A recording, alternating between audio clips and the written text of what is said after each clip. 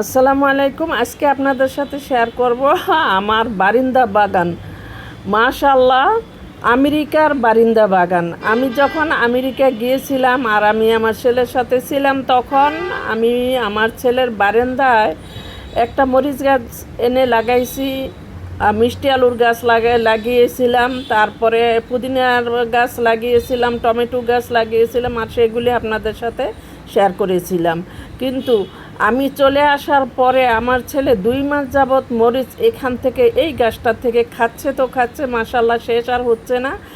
আর গতকালকে আমার ছেলে রাতে আমাকে ভিডিও পাঠাইছে, এই মরিচের ভিডিও পাঠাইছে। মরিচ গাছটায় মনে হয় ফুল ধরে আছে, ফুল ফুটে আছে, লাল ফুল টকটকা, মাশাল্লাহ। আর এটা হচ্ছে আলু গাছ, মিষ্টি আলুর গাছ। আমার ছেলে কয়দিন পর পরেই শাক তুলে রান্না করে খায়।